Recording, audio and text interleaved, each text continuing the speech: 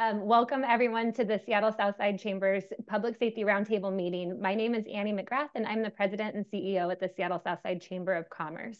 I want to thank you all for joining us tonight for what will be an informative evening with our Southwest King County law enforcement and our featured guest speakers. Tonight, you'll hear updates from our police chiefs and representatives from the cities of Burien, Normandy Park, and SeaTac. Then we'll welcome Mark Johnson with the Washington Retail Association, followed by a presentation by Susan Harrison with the King County Prosecuting Attorney's Office of Economic Crimes Unit. And finally, we'll hear from Robert Nelson and Carl Kleinknecht with the Washington Organized Retail Crime Association. As we gather, we respectfully acknowledge that our event is taking place on occupied Coast Salish land and that the Seattle Southside Chamber operates on the homelands of the Duwamish people. We pay respect to elders past and present and extend that respect to their descendants and to all Indigenous people. This copyrighted webinar is presented by the Seattle Southside Chamber of Commerce and may not be reproduced or retransmitted in any form without the express written consent of the Chamber. And this event tonight is being hosted in a webinar format, which means that our attendees are unable to use the camera and unmute functions, but you are welcome and encouraged to put your questions in the chat or to use the Q&A feature tonight. Our presenters will do their best to answer those questions in real time, and we'll also take some time at the end of all of our presentations to address any outstanding questions in the chat or the Q&A box. So please keep those coming as we go through the program tonight. Closed captioning is available to you if you'd like it. Just click on the CC button at the bottom of your screen and select Show Subtitles. We encourage our community to engage in respectful dialogue, and that includes in the chat and Q&A here tonight. Any participants that engage in derogatory language in the chat or the Q&A will receive a warning from us before you're removed from the webinar, and we thank you all, as always, for following our guidelines for participation. This event is, the purpose of this event is to connect our business community with the public safety departments that serve our region and highlight available resources. Tonight, you'll learn about public safety trends and challenges, and you'll come away with resources available within our community. Here at the Chamber, we know that public safety is top of mind for our members in all 5 of the cities that we serve. More than anything, we want you to come away from this event tonight with an understanding that you are not alone. By bringing leaders from our region together and connecting with the community at large, we hope to empower our members with information that will help you safeguard your businesses and your employees. And I think we're just going to go ahead and jump right into it. So I'm going to introduce our first speaker of the evening, Burien Police Chief Ted Bowe. Welcome, Ted. Good morning, Annie, or good afternoon. Thank you for having us and for supporting the meetings that we've been doing here for a while with the Public Safety Roundtables. It's very appreciated. Couple things I want to cover tonight, a little bit about some crime trends we're seeing in Burien, and I think some of them are kind of consistent across the area, but some unique things to Burien. I want to cover a little bit of the work we did in 2023 and some new approaches that we've taken, and then just a real quick touch on some crime prevention strategies that I think are beneficial to just kind of refresh people's mind a little bit on. So big picture crime trends we're seeing in Burien is we're actually seeing overall crime trend down a little bit in Burien. But we are seeing a couple of anomalies. One is auto theft, which was already at an astronomically high level, is up another 20%. That continues to be a real challenge in our community, is addressing auto theft. And quite frankly, it's a lot of people stealing cars and then dropping a car and stealing another one. So we're finding stolen cars in the city and then having fresh auto theft. So people really just joyriding cars around is a very common trend. The other thing that we're noticing in our city is a pretty big uptick in drug enforcement since the new legislation's gone through. Our officers are making a lot of arrests. They're making a lot of referrals into programs and using the jail when appropriate. So I think that's kind of changing some of the public drug use issues that we were having in some of our downtown core, and that we're not seeing as much of the open air public drug use as we were seeing last time we did this roundtable. And then the other thing that's interesting for us is even though auto thefts are up, we're seeing burglaries actually go down quite a bit, which is a interesting trend that people are moving more into the auto theft and less into the residential and commercial burglary crimes. So those are big picture trends we're seeing in Burien. I want to talk a little bit about a couple things in Burien that we implemented in the last year. We really focused a lot on what's the right response to different situations and the addition of mental health professionals into our model. So we have two police co-responders where it's a police detective in a car with a mental health professional responding to people in crisis and really having the time to work through that crisis in a way a regular patrol officer doesn't have. In these 6 days a week, both on day shift and swing shift. So we have pretty good coverage for health professionals. We also have an emergency medical professional riding with a mental health professional on the fires. So they also support our community Monday through Thursday, and they're there from 8 a.m. to 6 p.m. So we have 3 different mental health professional co-responder units with police and fire. The other thing that really has flourished in the last year is the use of a storefront police officer in our business core. Mark Hayden has spent a ton of time just doing traditional storefront police work, being present, walking around, doing foot beats, getting to know all of the businesses, and really working on solutions to some of those core problems in our business community, like trespasses and vandalism and other issues that are impacting our business in the downtown core. And really in doing so has developed an amazing relationship with a lot of the businesses and really helped to bridge the relationship between police and the businesses to work together on some of our crime trends. And the last thing I want to cover is just some basic prevention stuff. I probably have said this a couple times here, but just refreshing, some of those most basic principles for our business hold true in helping keep crime down in your business. Simple things like having a well-lit space, having good line of sight, not having clutter. When you have a vandalism or a broken window or something in your business that needs addressing, I know it's expensive, but the quicker you fix it and make that place look clean and neat and professional, the less likely you are to have continuation of criminal behaviors. So really making sure that you're keeping your business the way that you want it and the way that it looks professional at all times will actually lower the amount of crime you have in your business. And the last point to that is if you have concerns in your business, we have officers and community service officers that are trained in crime prevention through environmental design or CPTED, and they will come out and do an assessment of your business and give you a series of advice on how you can better protect your business from crime and how you can be less attractive to criminals in your business. So those are some big picture things in Burien. And I obviously welcome questions when we get, the other one I do have in here too is more of a, probably less for the big business community, but more just for all of our residents. Fentanyl continues to be a huge problem in our community, and overdoses as a result of it continue to be a huge problem in our community. I think that really is all of South Sound, well, all of the nation, but particularly South Sound. So just a heads up that is something that is very active in our community. It's very dangerous in our community. And we do a lot of interdiction work and working kind of in the middle level as far as trying to prevent the import of fentanyl into our community. But it is an awareness piece that it's highly lethal. And we're seeing even younger people, kids getting into fentanyl and really having horrible outcomes for families. So something to talk to your kids about, something to be very aware of in our community. So with that, I will pass it on to the next chief, and certainly I am available for questions either in this meeting, or I will make sure my information is available for follow-up as well.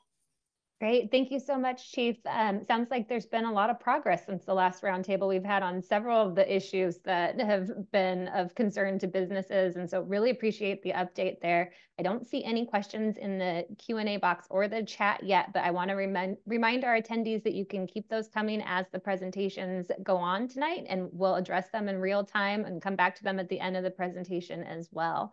But with that, I will now hand things over to our next speaker from the city of Normandy Park, Chief Dan Yorkowski. Thanks, Annie. Good evening. Thanks for having me. I love going after Ted. Ted does such a good job of covering everything. He usually hits most of the bases, which doesn't necessarily always leave me a lot to say, but I appreciate that. In Normandy Park, we're seeing a lot of the same things that Chief Bowe mentioned. Auto theft continues to be challenging. And not just the auto theft, but then stolen cars being used to commit other crimes. we're actually seeing still a little bit of an uptick in the commercial burglaries. We are having the same location hit repeatedly. We are working with the chamber to introduce a SEPTED program to Normandy Park in conjunction with the chamber. So hopefully with some of those places that are maybe right now more attractive to criminals than others, we can address that. I'm not positive that I can commit to what Chief Bowe said about that we're trending down. I think we're at least holding even. We had a little bit of a rough patch there the last couple months of 2023, but that seems to have turned, and we were able to make some quite a few arrests related to those cases, which is kind of calmed the community down. We don't have a huge business district. One thing that the city is looking at implementing is actually adding flock cameras to the city, as well as we also have one of the strip mall owners who's looking at investing in flock cameras for his location, just because of the number of incidents they've had there, and hopefully that'll be a deterrent. Like I said, we're hoping the flock cameras will be coming online here in the next couple of months. I know the city of Des Moines has added those as well, and we're hoping if we can start jumping on some of those stolen cars before they get a chance to commit crime in Normandy Park, that we can put a dent in some of this. Thank you. Great. Thank you, Chief. Really appreciate you continuing to participate in these and bring us all this great information. And we're looking forward to partnering with you on getting some SEPTED assessments out to Normandy Park businesses too. So thank you for that. All right, I would love to introduce our next speaker of the evening from the city of SeaTac. Please welcome Chief Troy Smithmeyer. Good evening, everybody. Thanks for having me. Of course, Chief Yurkowski and Chief Bowe pretty much covered everything. So I'm not going to spend a whole lot of time going over stuff as far as the stats go. I'll hit the things that are relevant to the city of SeaTac. But I want to start out first introducing our new community engagement officer, Deputy Bisesto. He has been with us for the last couple of months here. He's kind of blended into his screen there. But Deputy Bisesto has been with the Sheriff's Office for a number of years. He worked in the city of SeaTac prior to moving on to a different assignment. And then because we are so great, he has come back. So his real main focus is bridging the gap between the community, the businesses, and the police. So he is kind of going to be a jack of all trades. He is leading our Business Watch program, which we're just starting to get off the ground. They've contacted many of the businesses, and we're trying to, let everybody know that, this is a new program, and we need for the businesses to, if they want to be involved in this, to let us know and to get a hold of Deputy Bisesto so we can kind of get this ball rolling. And ultimately what it is something much like a block watch, where the businesses have the ability to communicate with each other. They see the crime trends that go on with the other businesses in the area. So it's very similar. It will be, it's basically us trying to help them help themselves, as opposed to just depending on, I got to call 911 if, somebody's, if they need a problem that maybe isn't necessarily an immediate response. Maybe it's something they can do with lighting. And Ted and Dan already mentioned the lighting and SEPTED, and we're going to get Deputy Bisesto into the next SEPTED class. So we're working on that also. He is also going to be based out of our new storefront, which we are just waiting on a permit at the Polaris apartment complex down at about 154th and International. So that will be a good thing for the community. He'll be available on the days that he's there to answer any questions and to reach out to him. So we super glad that he's here. He has been out there hitting the streets, and hopefully you've seen him around. And if you haven't, I promise you will. So I don't know if you want to say anything there, Deputy Bisesto. It's up to you. Good evening, everyone. Yeah, thanks for a little bit of a time to speak. So just doubling down on what the chief is saying when it comes to SEPTED things and business engagement. myself and the community service officer, we've availed ourselves to many of the businesses, specifically the hotels here in SeaTac. So we're looking for some buy-in.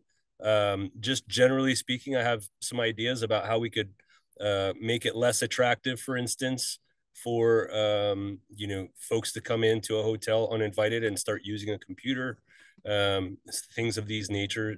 SEPTED is another thing that we've done at a couple businesses. So I'm looking forward to engaging.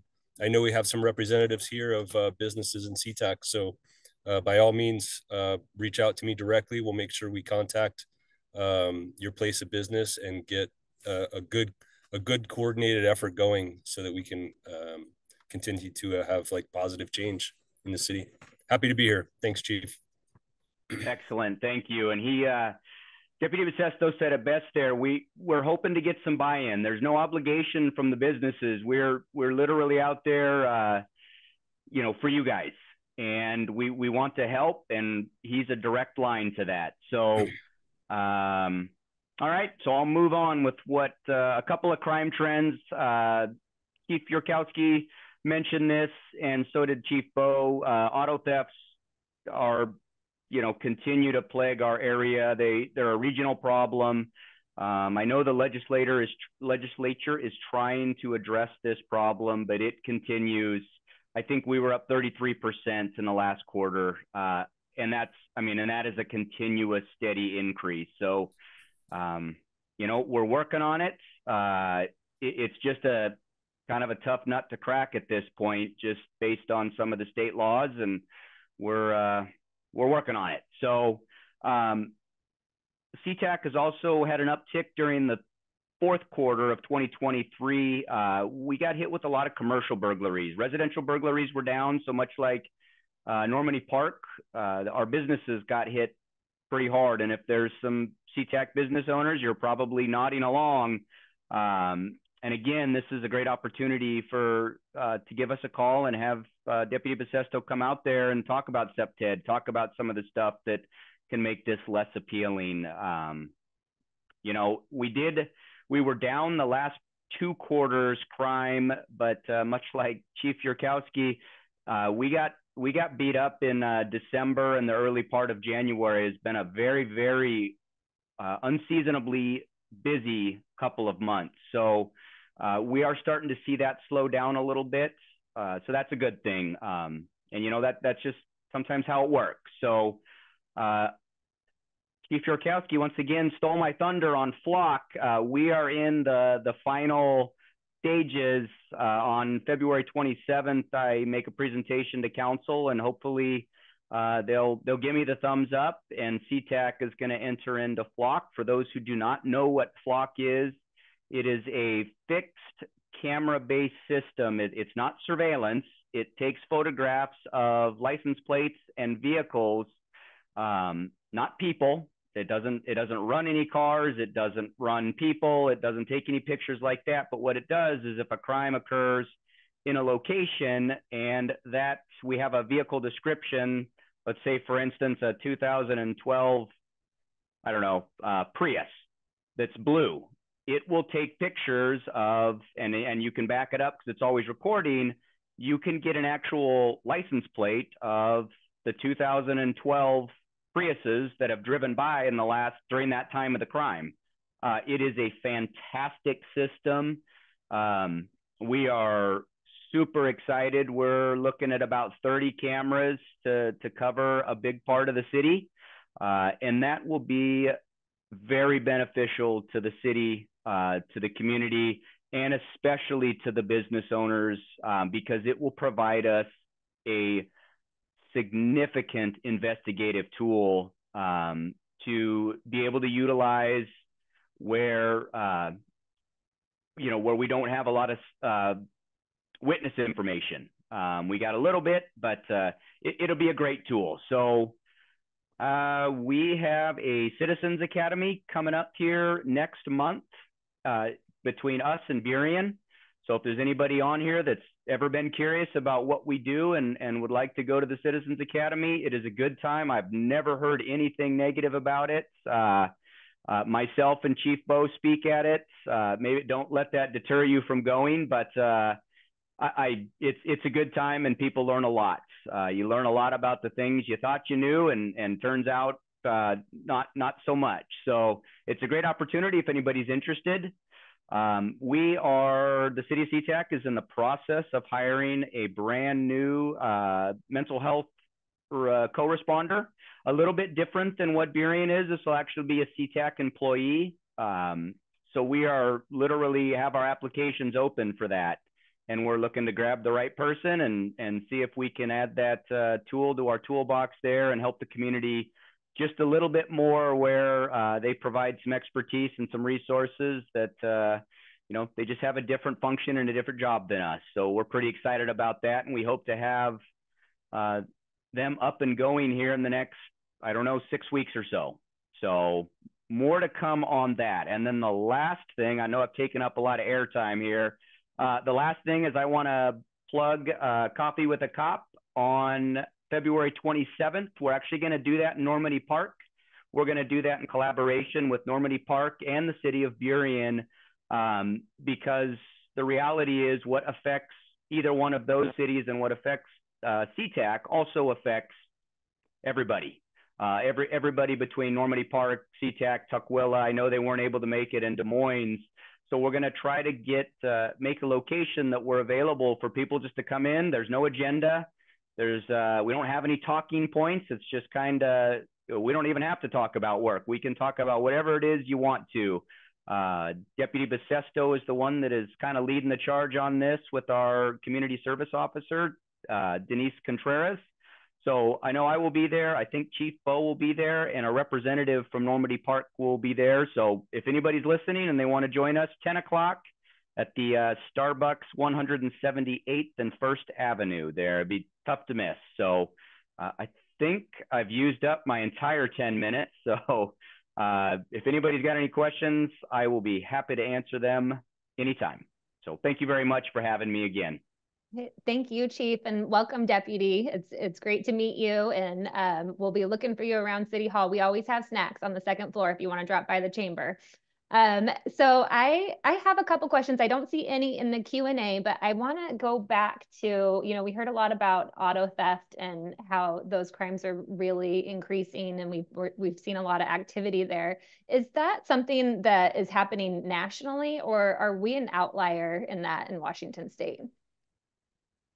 No, this is a national problem, but we have been hit especially hard with the law change. The pursuit law change has made it especially difficult for us. But this is, our laws. I don't think, at least that law is not so dissimilar to other states, but it is, the nation has seen a rise in crime, and we're certainly not alone with auto thefts. We're just, unfortunately, we're kind of setting the mark as far as auto thefts nationwide. So we've been hit especially hard. Okay, and then also something that we've touched on at our past roundtables, and I know is of interest to our members. How are your efforts in recruitment and staffing going? How is that looking for all of your departments right now? Starting to actually see a trend where we're starting to see our numbers go up for the first time in a couple of years. But we were talking today about when I took the test, we did it at Kane Hall, and it was over 2 days because there was thousands of people that showed up for the test. And now we get 20 to 30 showing up every time we do the test. So it's a vastly different market than what it was. But we are starting to find a couple of good officers in the mix, and we're starting to see some efforts recruiting out of state and bringing people out to the coast. We have a beautiful place to live, and that seems to be attractive to some people who like outdoors and skiing and mountains and ocean, and they seem to be attracted to that. So we're seeing some successes and starting to go the right way. We are still 79 officers short. We're hiring, and kingcountyrecruiter.gov, I think, is the official email. That's some good news. How about with our other cities? Similar? Yeah, I obviously work for the sheriff's office, much like Chief Bo, but I will say that last weekend, I went to what we call as a community engagement session, where we we give our best sales pitch, because we are competing with every other, Western Washington agency for good candidates. And so what we do is, once every quarter, we'll bring in people that are on the list that have taken the test, and we will kind of roll out the red carpet and show them what the sheriff's office is all about and what we can offer. And we started out about 2 years ago, and there was a session that we had 3 people that showed up, and we had another one that had 7, and now we've gone up to as many as 60. And so, these efforts are starting to pay off. And what's great about that is, even if they don't come to the sheriff's office, maybe Chief Yorkowski gets somebody good, or maybe Tukwila grabs somebody. So we are starting to see an uptick in candidates, kind of like Chief Bo was saying. We're just not quite there like we were, 10 years ago. So, but we're working on it. We're seeing some good numbers, and it's getting positive. So. Great, thank you. Well, and as we mentioned, our chiefs from Tukwila and Des Moines weren't able to make it tonight because they both had conflicts, but they have been longtime contributors to our roundtables, and they wanted us to share that the trends that they're seeing are very much aligned with what you've heard from our other cities tonight. And they also wanted to encourage any businesses in Tukwila or Des Moines to reach out directly to their departments if you have questions or concerns or want to start to build those relationships. And if you need an introduction, our chamber is happy to facilitate that for you too. So please don't hesitate to reach out. And I just want to thank our chiefs and Deputy Bizesto for being here tonight. Thank you for all that you do in our communities, and really just being so accessible and so willing to engage with us. We appreciate you very much, and thank you for being here tonight, and thank you for all you do every day. Okay, with that, we're going to shift gears, and I'm going to turn things over to our friend Mark Johnson, who is the Senior Vice President of Policy and Government Affairs at the Washington Retail Association. All right, Mark, the floor is yours. Thank you, Annie, and thank you, Sammy. I really appreciate this invitation to speak with folks from the Seattle Southside Chamber of Commerce, and I really appreciate the partnership with the chiefs. The support is wonderful and very much appreciated. As Annie said, I'm Mark Johnson with the Retail Association, delighted to be here. And I just want to outline what the problems are from a retailer's perspective, what some of the solutions are, and how we're working together to solve some of these issues. So how big is the problem? I'm often asked this by policymakers, of how big the problem is, and it's astonishing. Over half of all small businesses have experienced an increase in their theft, and over $112 billion is lost annually across the country. That equates to about $3 billion in Washington state, and what that means to state and local officials is $300 million in lost revenue that they could use for very good purposes within their communities. So why does this matter?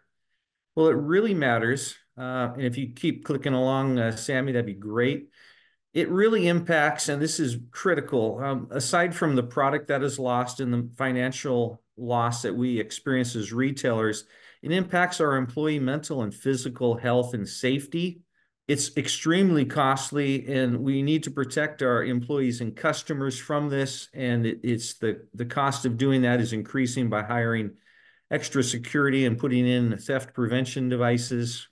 Consumers and businesses, business owners are absorbing the cost with higher prices and product shortages. When retail thieves clean off particular product lines from our shelves, it means that there's less product to choose from for the law-abiding customers. And then finally, retail theft and organized retail crime, or ORC, fund many other crimes across our communities and across our country. People ask me, what is organized retail crime? Organized retail crime is a way for criminal activity to monetize product to fund all of their other criminal activity. It is so much safer, easier, less consequences, less likely to be apprehended, less likely to serve any severity of time than to rob a bank.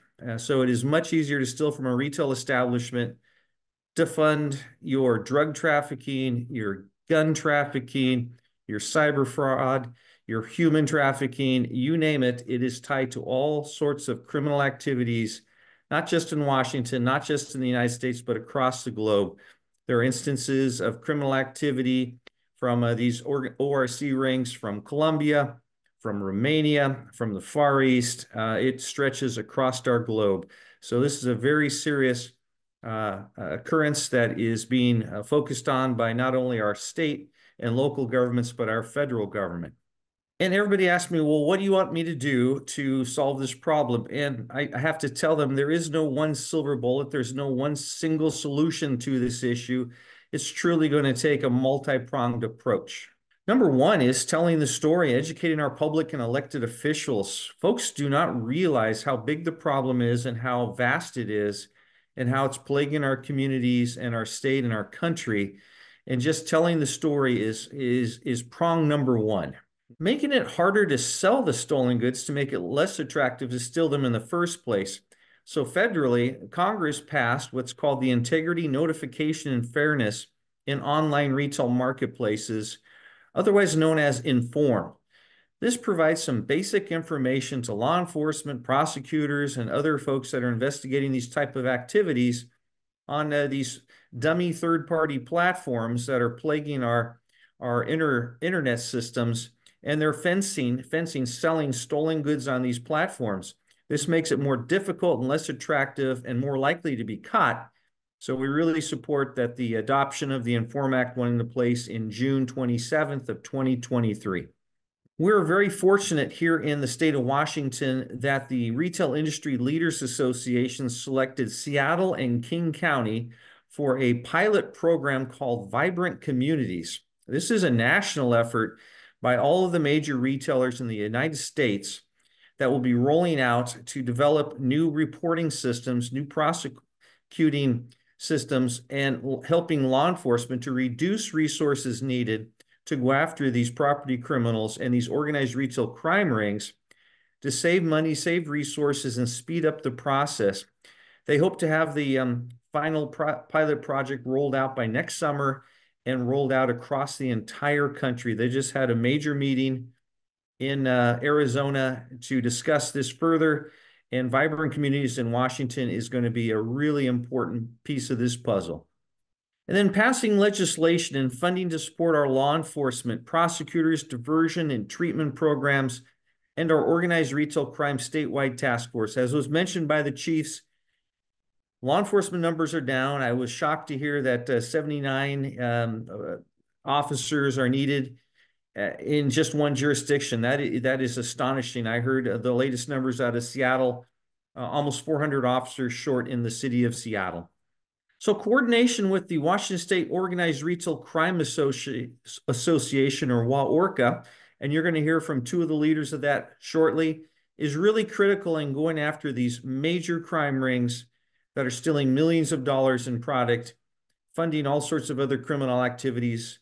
And we're very fortunate to have this nonprofit association working for the betterment of catching these retail crime rings in our state. And then supporting, again, this is a national problem. It's not just a state or local problem. Congress has before it currently Senate 140 and House Resolution 895, the Combating Organized Retail Crime Act, or CORCA. This will bring together agencies like the Federal Bureau of Investigation, Office of Homeland Security, investigations with the Secret Service, bringing them all together, operating off the same page to go after these major criminal rings that are plaguing our country and our state. And then finally, we've recognized that providing resources for small and mid-sized retailers and municipalities is critical.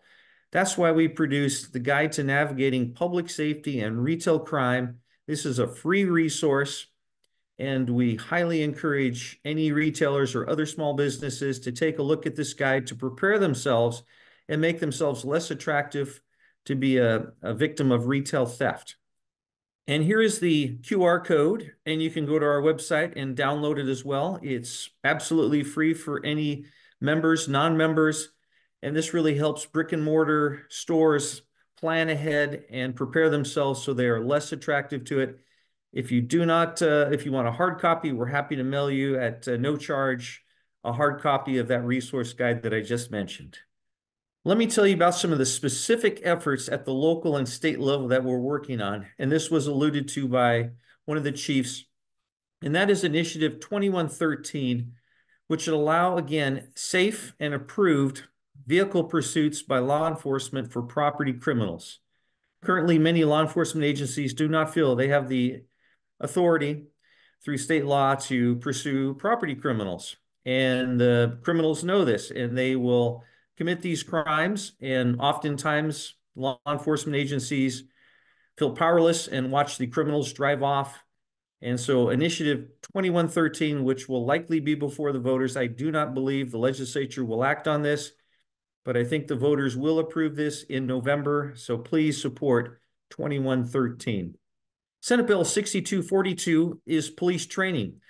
This allows local jurisdictions to save money. There's a 25% match for sending law enforcement officers to the Criminal Justice Training Center. This would eliminate that and save those local municipalities on training those law enforcement officers for their jurisdictions. And we're fully behind supporting Senate Bill 6242, which is moving through the process. And then Senate Bill 5056. This bill is actually up for a hearing on Wednesday of this week. I'll be testifying in support of it. 80% of most of the property crimes are committed by 20% of the property criminals. These are repeat offenders. They do it over and over and over again. They're apprehended once, twice, dozen times, 20 times. And oftentimes they get out and they're offending right again. If these people are suffering from a mental illness or a substance abuse addiction, this will incentivize them to get the treatment that they need and deserve. And if they're not, and they continually do this, then it will incarcerate them for a longer period of time at the judge's discretion. So we're fully behind Senate Bill 5056, which will be heard on Wednesday. This is really important, and I was excited to hear a number of the previous speakers talk about CPTED, or crime prevention through economic efforts from environmental design, And this is to allow state grants for small businesses. We're proposing this in the state budget. Small businesses, as defined by the state as 50 or fewer employees, could receive grants for bollards, barriers, cameras, fencing, and other theft prevention devices that they could use to help prevent criminal activity from occurring and help catch and apprehend those that do commit the crime. So we're supporting small business grants for these prevention efforts. This is an example or a picture of a larger retailer that has installed many bollards at one of their stores to prevent cars from driving through, as we saw and heard. Cars will be stolen and driven through the front of a door to steal product and financial resources. So we are fully supporting of installing these bollards where necessary for small business to be less attractive to this type of crime. House Bill 1800, holding graffiti, tagging, and malicious mischief, vandalism criminals accountable. This is plaguing a lot of our communities. This provides that a court may order community restitution and cleanup as part of a sentencing for these crimes. This bill will be voted on probably tomorrow out of the House. It's got strong bipartisan support, and it is definitely part of the puzzle for reducing and precluding these individuals and holding them accountable and cleaning up our communities and making for a more vibrant area to live and work. And then finally, the Washington State Organized Retail Crime Task Force. We're very fortunate in the state of Washington that our Attorney General has launched an Organized Retail Crime Task Force. They are currently hiring more individuals to fully staff this up. They have filed their first case in the winter. They have 3 more that are ready to go. And they are focused on mainly the large multi-jurisdictional crime rings. This is one piece of the puzzle. It is not the silver bullet, but this is definitely really helping on cracking down and serving as a deterrent for these crime rings from establishing their presence in our state in the first place. So we applaud the efforts on the Organized Retail Crime Task Force. And then finally, I just want to offer my services and our association services. If you need a guest speaker or if you need somebody to come out to your place of business to do a review with you and talk about safety measures that you can deploy and resources available to you, we are more than delighted at no charge to come to your place of business, to your Chamber of Commerce, wherever that you would like us to present to. We are more than happy to come out and serve as a resource to you. And again, thank you so much, Annie and Sammy and folks with the Seattle Southside Chamber for having us. The Retail Association stands ready to work with all of our partners on providing a more vibrant and safe community for all of our customers and our employees and our business owners. Thank you. Thank you, Mark. And trust me, that is a sincere offer. Mark and his team, I don't know how they do it, but they are everywhere. And they will come out and they will talk to your group. They're a great resource and they're just really great people too. So I encourage you to take that offer. And then, Mark, I do want to go back to a couple of the legislative initiatives because for those who are not following from home right now, we're about halfway through a short session. So we've got 60 days, and that's not a lot of time to fix a lot of things that need fixing. But I know that there's still a lot of bills that are still moving at this point, and that's a good thing. Can you explain a little bit about the initiative process? You talked about the Vehicular Pursuits Initiative to the legislature. What does the legislature need to do with that, if anything, and where does that go from here? Thanks, Annie. That's an excellent question. 6 initiatives, unprecedented 6 initiatives have qualified to be presented to the Washington State Legislature. This has never happened in our state's history. It's actually never happened in the country's history. This is unprecedented that 6 initiatives have qualified to be before the legislature. They have 3 different options they can do. One is to approve the initiatives as written. They can either ignore the initiatives, in which case they would go on to the November ballot, and the voters could decide and vote on them. And then they can offer an alternative, not the initiative, but something different from the alternative, different from the actual initiative, and put it on side by side next to that initiative on the November ballot. Our first preference would be that the legislature address these issues, approve the pursuit and other ones that are important to the citizens. And if not, we would prefer that the citizens of the state of Washington, the voters, vote these in place in November. And that's where the initiatives right now are standing. I'll be honest, we're disappointed that the legislature has not chosen to hold a hearing on these important initiatives. For both people, pro and against these, to have their say at the legislative level. And we strongly support having at least a hearing so that folks can voice their positions on these important legislative issues like the pursuit bill. And that's where they're at right now. Great. Thank you, Mark. And I do want to mention, you talked about the budget proviso for the grants for small businesses for safety improvements. That budget proviso is being introduced by Senator Karen Kaiser in the 33rd Legislative District, which is a big chunk of our Seattle Southside.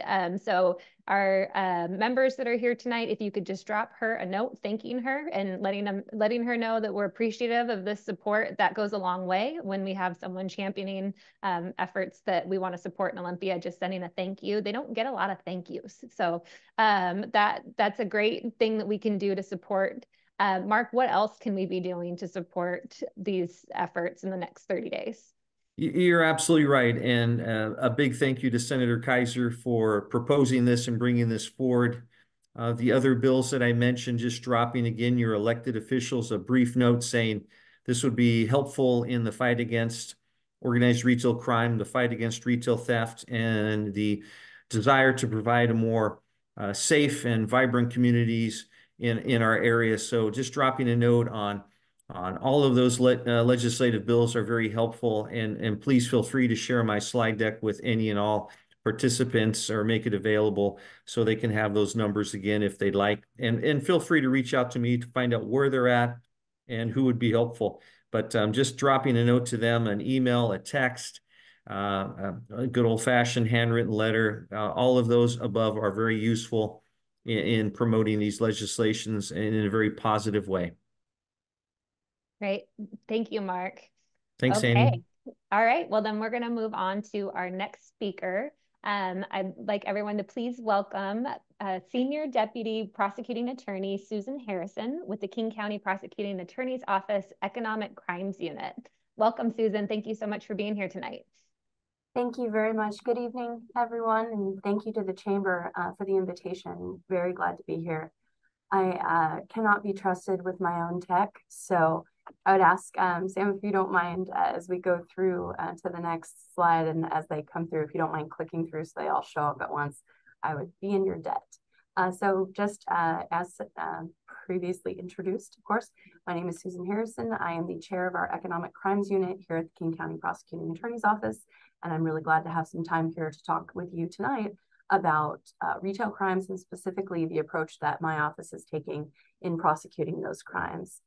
So the overview, what I'm gonna talk about tonight in the time that I have as we go through just quickly an introduction to the Economic Crimes and Wage Theft Division, what it is, and the Economic Crimes Unit, which is housed within that division, how that's being stood up. The overview of the King County Prosecuting Attorney's Office, or KCPAO's, current approach to retail crimes, some final thoughts and resources, also our contact information for myself, for my chief deputy, and for our dedicated retail crimes deputy. And finally, if we have time for the Q&A, and it's nicely laid out there. Next slide, please. And even though this is, it's not a placeholder, but yes, after that, thank you, has more content. So specifically, the Economic Crimes and Wage Theft Division did not exist until 2023. Our elected Lisa Mannion made the decision to cull from what had historically been the criminal division, specifically all adult economic crimes. And those were previously handled by what was known as the Economic Crimes Unit, along with other units in the criminal division. And we were looking for some parity and to bring them sort of in-house, for lack of a better term. And so Lisa did prioritize that. And so in early 2023, the criminal division was split into 3 adult criminal divisions, specifically the Economic Crimes and Wage Theft Division, the Gender-Based Violence and Prevention Division, and the Mainstream Criminal Division. Thank you. So the purpose in creating, as referenced, the Economic Crimes and Wage Theft Division was to provide a more unified focus and approach to economic crimes cases. Although crimes that are committed south of I-90 are filed into the Mailing Regional Justice Center, and crimes committed north of I-90, with some differences, are filed into the Seattle or the King County Courthouse in downtown Seattle. But what we were looking to do is have a more unified approach, a more level, all within the same unit and the same division, to approaching all economic crimes, including retail crimes, and to bring greater accountability to those who commit them. Because as referenced by some of our other speakers, we do see a lot of familiar faces. So that was part of the goal there. Next slide, please. So the Economic Crimes and Wage Theft Division is made up of 3 units. There is the Complex Financial Crimes and Wage Theft Unit. And the Wage Theft Unit specifically is still in the process of being stood up by our office. So it is currently, it's paired with the Complex Financial Crimes. When you think of millions of dollars or hundreds of thousands of dollars of theft in the economic crimes realm, they are handled by the Complex Financial Crimes unit in this division. We also have the Elder Abuse, Neglect, and Exploitation Unit, which sadly is very self-explanatory, some really heartbreaking cases, but handled by some of the best in the country. And finally, our Economic Crimes Unit, which is everything else. When you think of economic crimes, often you'll hear the terms economic crimes and property crimes used fairly interchangeably, but they're not. Economic crimes, if we were to define that, it's essentially any time a person takes something that doesn't belong to them. That could be a car. Unfortunately, that could be many cars. Could be burglary, residential and commercial, also identity theft, and organized retail crime as well. So that is the focus of our Economic Crimes Unit, all of those crimes. And I've sort of stepped on the next slide, but next slide, please. Specifically, there are 4 groups that are prosecuted under the Economic Crimes Unit umbrella. We have car theft and burglary, which is probably the bulk of what we see because there are so many connections, as previously referenced by other speakers. There's also identity theft. Sorry, if you don't mind clicking through. Thank you so much. There's also identity theft, There's retail crimes, as we're talking about in large part tonight, and then the general economic crimes that sort of referenced, again, anytime a person is taking something that doesn't belong to them. Next slide, please. So I'd like to talk about the King County Prosecuting Attorney's approach to retail crimes, some trends, and also then eventually getting into some numbers. Next slide, please. When you think of retail crimes, please go ahead. Sorry, I know there's always that lag there. So when the King County Prosecuting Attorney's Office uses the term retail crime, we are generally using that term to refer to a crime that's involving either an attempt, an intent to commit, or an actual completed theft of merchandise, of course, from a retailer or a person who has possession of merchandise that was previously stolen from a retailer, or a person who is trafficking in merchandise that was stolen from a retailer. And next slide, please.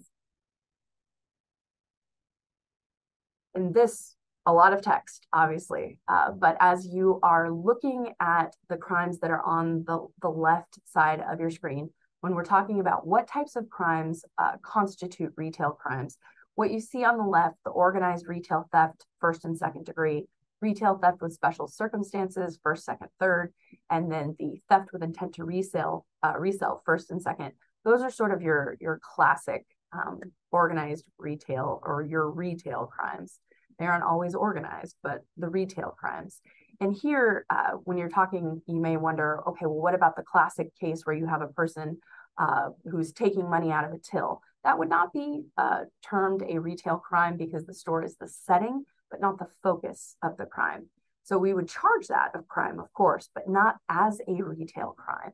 So if, for example, you have a bookkeeper who's embezzling from a smaller retailer and they embezzle from that company, that could, under some definitions, be considered a retail crime, but we as an office would consider it a theft, embezzlement, and it would be handled by a separate part of the office that we just discussed above. If the dollar amount is high enough, it would be the complex fraud. And if it were under that limit, it would then be in economic crimes, but not called a retail crime. But one other thing that's important to note about retail crimes, especially, is and we'll get into the numbers in just a moment, but the other crimes that we consider retail crimes. So your assault in the third degree, burglary in the second degree, possession of stolen property, first and second degree, the robbery, first and second degree, theft, first and second degree, and again, trafficking in stolen property, first and second degree. Next slide, please.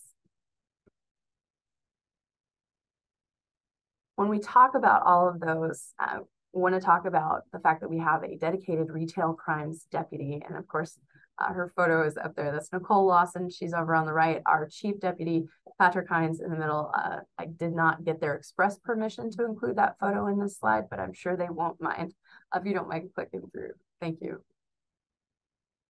One of the things that has led to our identification and detailing a specified retail crimes deputy is that when we were thinking about organized retail theft as an office, and when we're asked questions from others, the numbers are skewed because it fits so many crimes. Again, as we've talked about the theft, the robbery, all of those different crimes that have a theft angle but fall just short of an actual robbery, use of weapon or threat or use of force.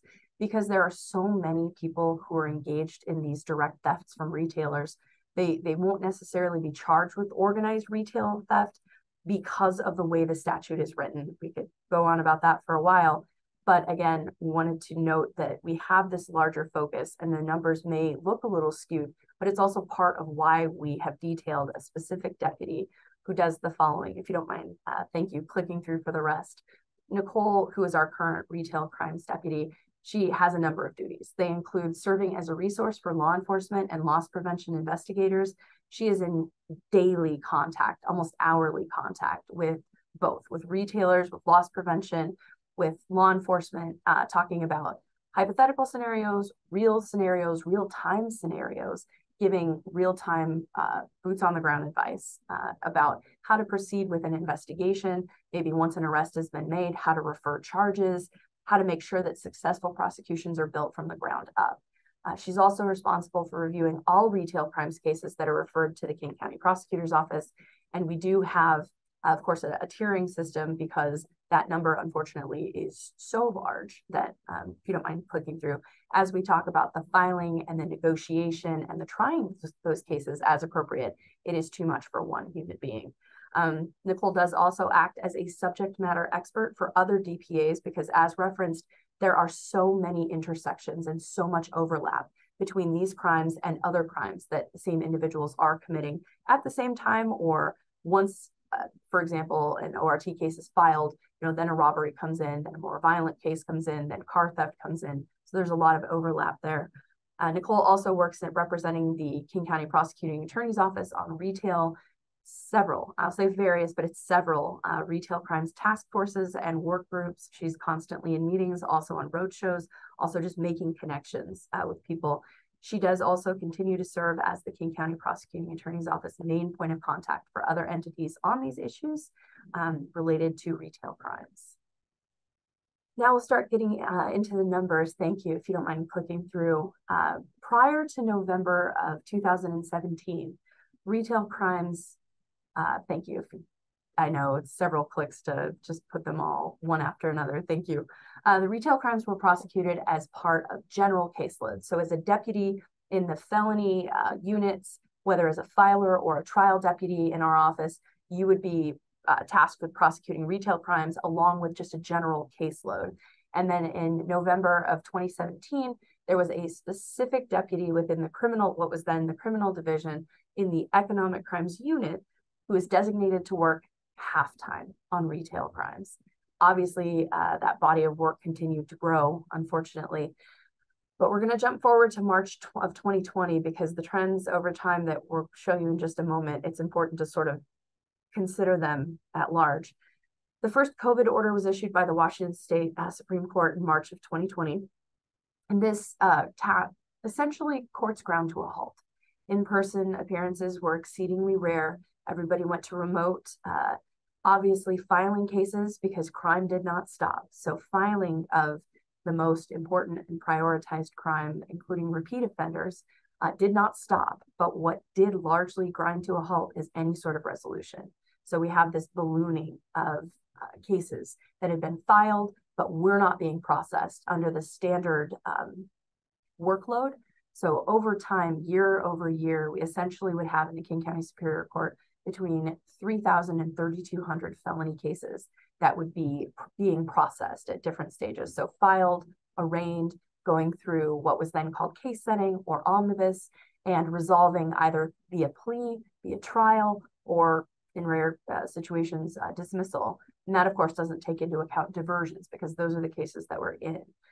Over time, as this case number ballooned, we eventually got up to, I believe it was 6,500 cases at one point, and that is just not a sustainable number. It is now back down to about 4,500, or maybe it was over 6,000, now back down to about 4,500.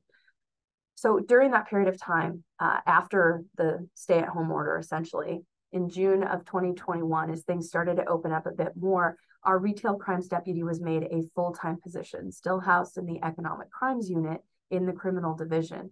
And then in early 2023, as referenced, we have the launch of the economic crimes and wage theft division. Next slide, please. Unsurprisingly, the numbers, as you see from 2020, they were very low, very low. Then in 2021, we do have a slight dip, which is not surprising, again, because some filings were not prioritized. Some filings, of course, were not put through because of the essential freeze in our court system. But then, as you see, going up onto the next, after June of 2021, when we have the retail crimes deputy made a full-time position for filing and vertical prosecution, we have a market increase in 22. And that's not just an increase in filing of cases, it's filing of cases as well as counts within individual cases and defendants. Because the truth is, some defendants will have one case with one count. Some will have multiple cases with one count, and some will have multiple cases with multiple counts. There is no real rhyme or reason to some of them, but as you can see, and as expected, there is a large increase under 22 of both, of all three rather. of individual defendants charged, of counts charged, and of cases charged. Then in 2023, it looks like it's a little bit lower, and that might seem puzzling, especially in light of the other numbers that you've heard here tonight. But that is actually not surprising when you think about how cases are processed through the system. Because of course, as a number of cases are filed, you see that significant bump in both the dispositions of the cases, of the counts, and what's likely going on here and what we expect from our end over end year over year data tracking is that as our cases move through the system, 2022 was a ramp up year in filing cases. And then it drops back down because all of those cases have to be negotiated.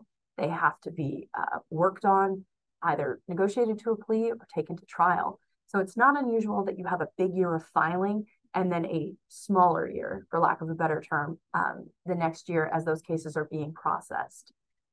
This does track what we know as the data trend, and it's what we would expect to see when you place a higher emphasis on these types of cases, as well as these types of individuals, where it frankly just takes multiple months for a case to resolve on average. There are outliers, but on average.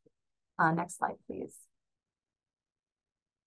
So our trends over time, our dispositions, honestly, it's fairly straightforward. Again, you see that just that smaller number, and then because really cases were not being resolved in 2020. There was a lot of paperwork being processed as cases were being continued under the Supreme Court's orders. And then as the court started opening back up, we do see the increase in 21, 22, and holding, that's still an increase in 2023 as of December 1st. And that's for, I frankly credit the very good work that Nicole has been doing. She's been doing tremendous work. I cannot praise her highly enough for that. Next slide, please. Our opportunities and challenges. Thank you for clicking through so I can go through all of them. So our challenges, as some have referenced, and as many of you out there know, to investigate retail crimes cases is to ask for, to demand, to need a significant investment of time. That's by the retailers, that's by employees, that's by management, staff, that's by law enforcement. Resource allocation is a real pain point across the board. Everyone knows that. And it is resource allocation depends in part, and I'll get into this in a minute, but data tracking. So we also know prolific offenders. They are a huge challenge. As individuals, and I hate to use this term, but as individuals get better at navigating the obstacles in their way to steal from individual retailers, they get it down to a science. I know some of the retailers have talked in other meetings about just coordinated efforts coming in and sweeping all of the bottles of perfume or cologne into a bag, and they're out the door. And they know different businesses, they know what strategies work to try to evade first detection and then capture. So those are real challenges. But with real challenges come real opportunities. And we have the opportunity for increased partnership among retailers, also law enforcement and other prosecuting agencies. There's also, as referenced previously, the Vibrant Communities Initiative, which is in relatively early days, but is very exciting. It's one thing to talk about the pain points, and it's another to try and tackle them head on with some really innovative strategies. So it's exciting. Next slide, please. As part of those opportunities, we have the opportunity for partnerships. I will not sing the Barney song. I won't punish anyone with that, but we want to partner with you too. We, as an office, as the King County Prosecuting Attorney's Office, we are in near constant contact with many municipal prosecutors' offices around the state, frankly, out of state as well, because unfortunately, we know that people do travel up and down the I-5 corridor, over to Idaho, et cetera, doing the very same thing. Also with the Washington Attorney General's office, it is very exciting. The Organized Retail Theft Task Force, in fact, previously this evening, right before getting on this call, I was exchanging emails about the potential for another case that they are looking at, which is very exciting. Also with WAORCA, with the Washington Retailers Association, with the Retail Industry Leaders Association, with RELA, with the National District Attorneys Association, NDAA, and others. And why would I use others? Because we do want to partner with you. If you're out there wondering, would anybody answer an email? Yes, and we will include that in our contact information, which is coming up, because we want to hear from people. We want to help answer questions. We want to engage. We like to engage with people, come out, meet with you, hear about what's happening, because again, awareness is key. And I'll speak about that a little bit more in a moment. Next slide, please. So some final thoughts and resources. Next slide, please.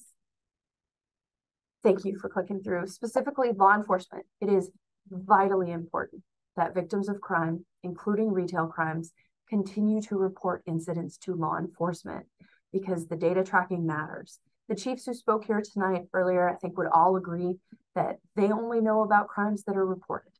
They make staffing decisions around that. Resource allocation as a pain point, it is a reality that one flows from the other.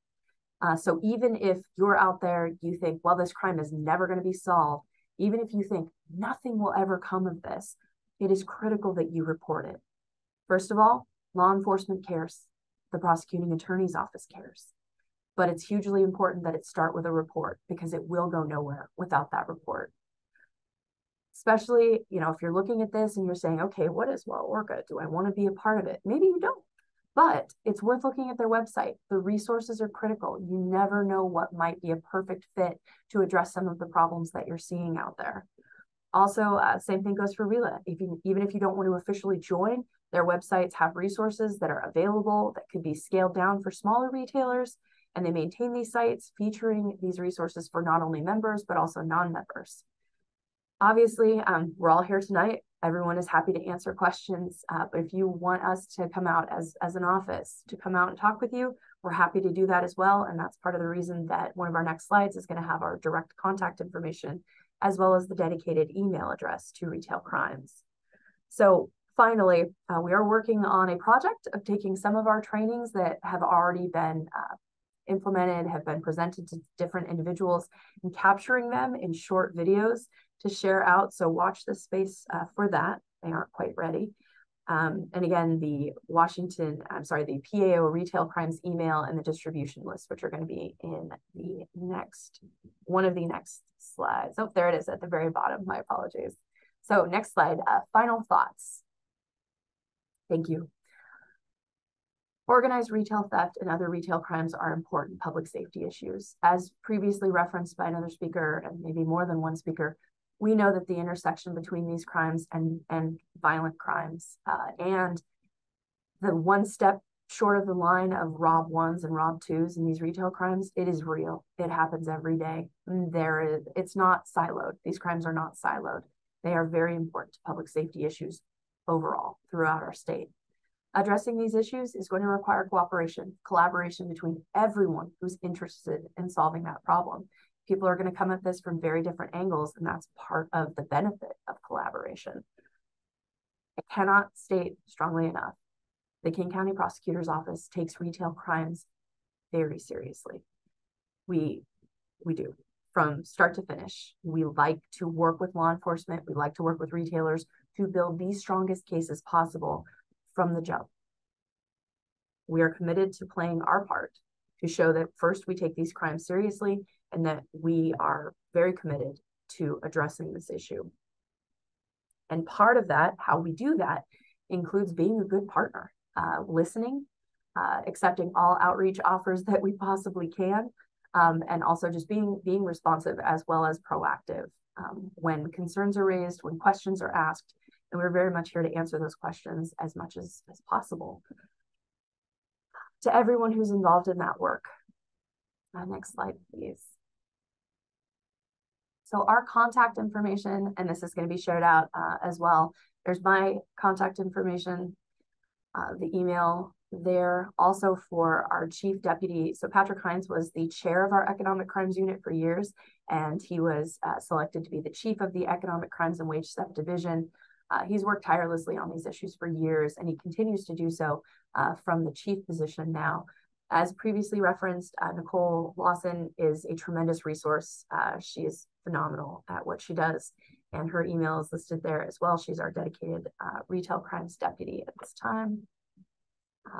Finally, any questions?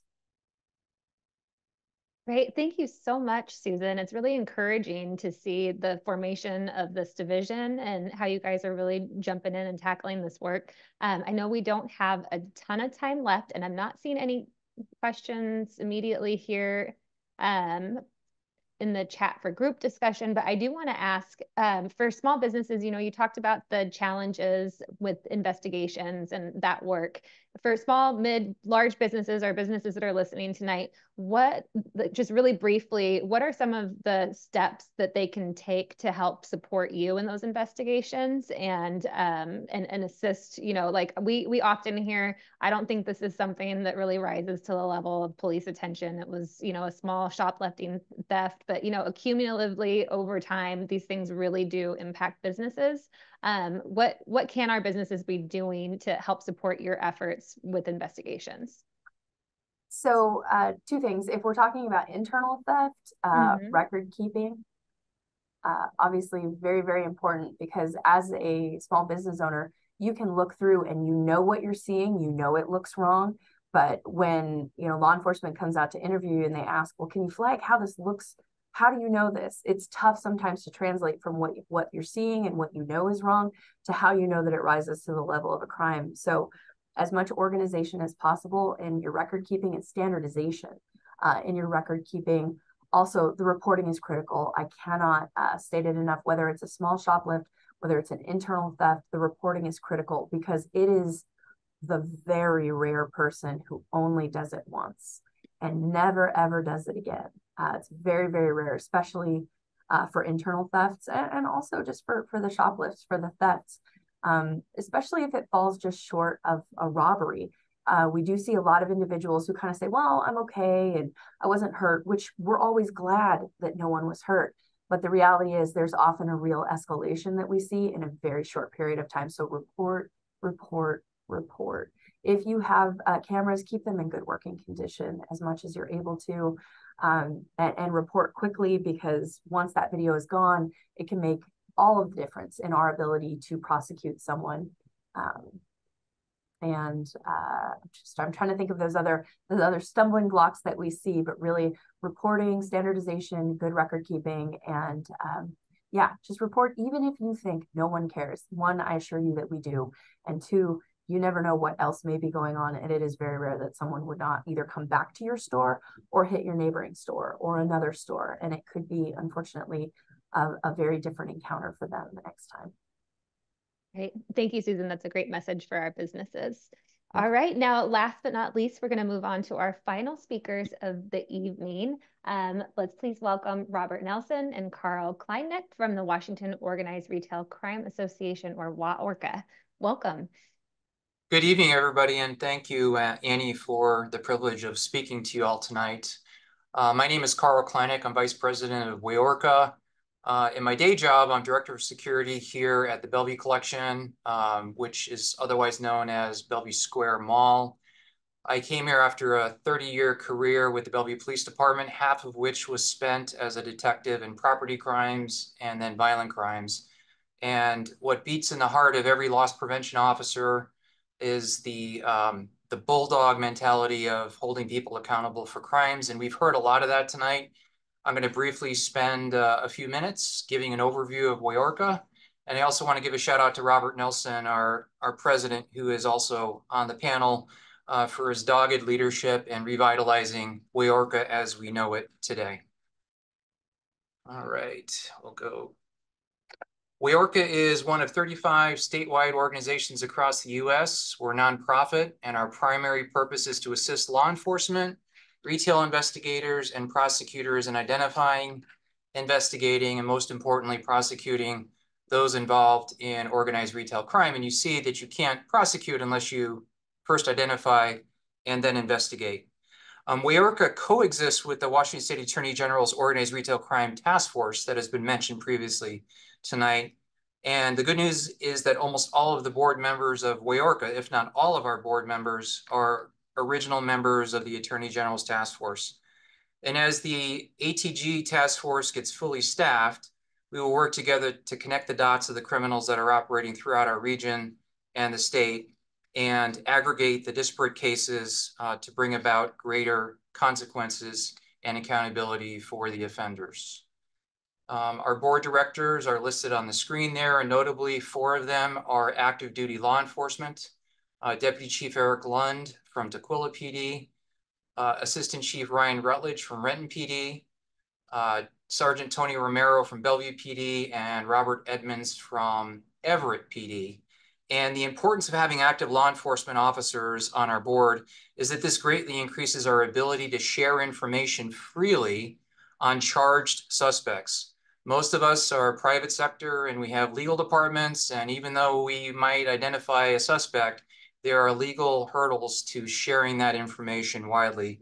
And so that is one of the great abilities that our law enforcement members can bring about to share that knowledge. And the shared work experience of all of our board members helps to shape and direct our training events. And it also adds credibility to our efforts to support legislative reform. So the trident of accountability starts with the retail, and that is detecting and deterring crime. Retailers represent the first opportunity to deter and detect crime in their stores. It is through their efforts at establishing the elements of the crime, followed by an immediate notification to law enforcement, that we can begin to disrupt these criminal enterprises. The next prong in the trident is law enforcement itself. Without law enforcement's efforts to swiftly respond, investigate, and arrest the offenders, disrupting them is not possible. Law enforcement is a critical path, if not the only path, to getting a case into the prosecutor's hands. And then finally, the prosecutors themselves are equally critical in preparing the filed case for charges in municipal, district, or superior court as appropriate. And they oftentimes also have a larger view of an offender's intercity geographical range and can often aggregate cases for a higher felony charge. Weorka hosts at a minimum quarterly meetings in the King County area. We're lucky to have monthly meetings where we share intelligence, we coordinate investigations. You can see in the top picture, that is Nicole Lawson there. This was a monthly meeting that was held down in Tukwila, and she's reporting out on charged cases. And those of us in the room are like, holy cow, we have that same suspect. Nicole is like, oh, do you? The bulldog that she is. And then we're able to aggregate additional cases. Identify subjects, identify fencing operations, training. This is super important to improve the quality of the statements and the collection of evidence at the retailer level to hand that off to the patrol officers so that they can spend the least amount of quality time at our store because they've got all of these other calls that they have to get to. And more often than not, it's the patrol officer that files the case, even the felony cases, with the prosecutor's office, because many of the police departments, as we've heard tonight, are strapped for staffing, and several detective divisions have been gutted, especially those related to property crimes, because the detectives are handling violent crimes. So that this creates greater efficiency to file those cases, building relationships and networking, and then of course supporting media requests in the Washington Retail Association by talking to our elected officials. Lower right corner is a visit from Congresswoman Schreier to the Issaquah Target store to learn firsthand the impact of crime, not only on the customers, but also on the employees themselves. The monthly meetings, Pierce County was kind of highlighted there because the first Pierce County meeting is going to be later this month at the Puyallup Library. And you could see Skagit County, Whatcom County, Thurston County have regular monthly meetings. And then in King County, we just had our monthly meeting last month here at the Bellevue Collection. This month, it's going to be down at South Center. And then we're going to alternate every other month to Bellevue Square and then down to South Center so that we can get the most attendance from our loss prevention experts and law enforcement agencies. And you do not have to have a company in King County to go to the King County meeting. We've had loss prevention officers from the Tri-County that have had difficult suspects that they're trying to identify, show up at our meetings to share information and hopefully identify the perpetrators. And then finally, we support retail theft emphasis efforts, blitz efforts. We hold at least 2 here at the Bellevue Collection about every 6 months.